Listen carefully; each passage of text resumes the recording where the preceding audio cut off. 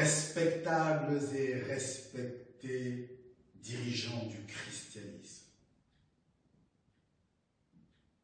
distingués ministres du catholicisme, du protestantisme, du pentecôtisme, du charismatisme, des autres ismes et de leurs dérivés. Chers prêtres,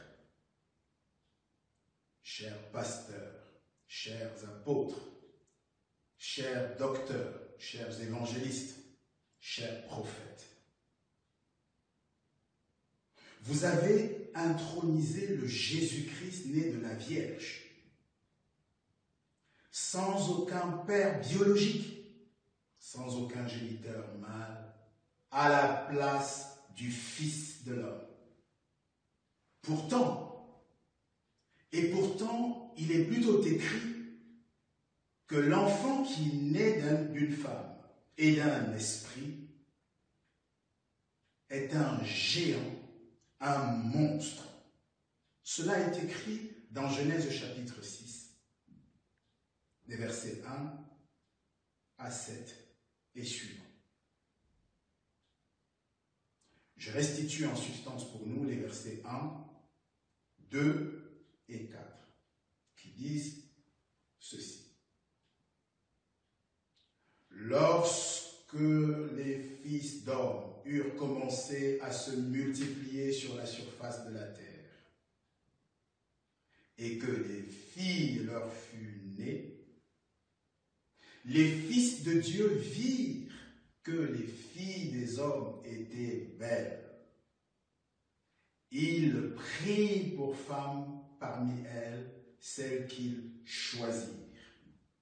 Les fils de Dieu allèrent vers les filles des hommes, et celles-ci enfantèrent des géants, les héros de l'Antiquité, plus exactement les bourreaux de l'Antiquité.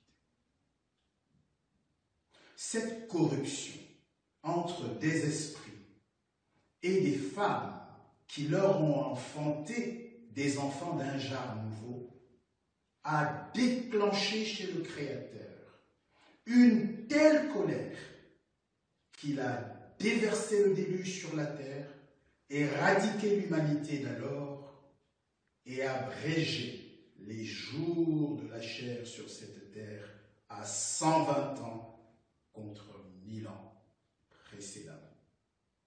Cette colère rageuse du Créateur contre ces esprits rebelles, ces femmes frivoles et contre leurs enfants hybrides, tient au fait que, ayant fait dès le commencement l'homme à son image, ce triptyque diabolique a entendu défier frontalement Dieu sur la terre en y venant Dieu,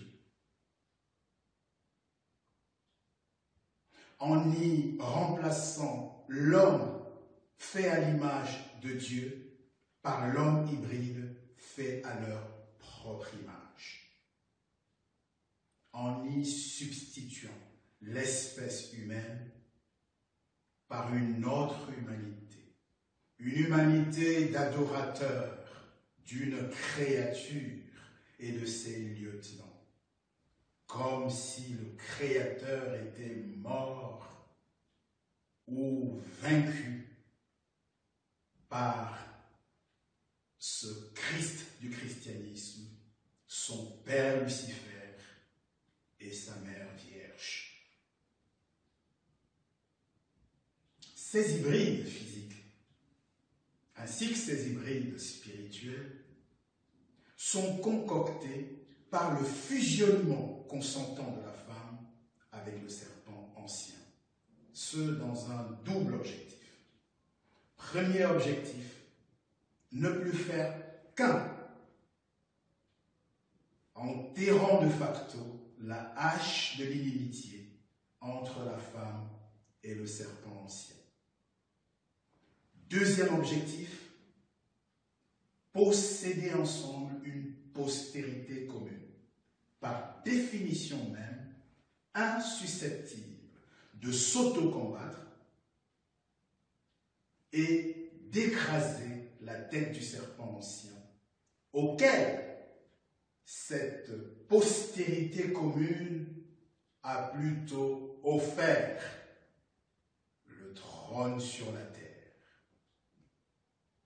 Quel aplomb, quel pied de nez, aussi effronté qu'ostentatoire, visant clairement à mettre en échec le dessein originel de Dieu tel qu'en Genèse 1, verset 28, est tel qu'actualisé en Genèse chapitre 3, verset 15, que je cite pour nous en substance.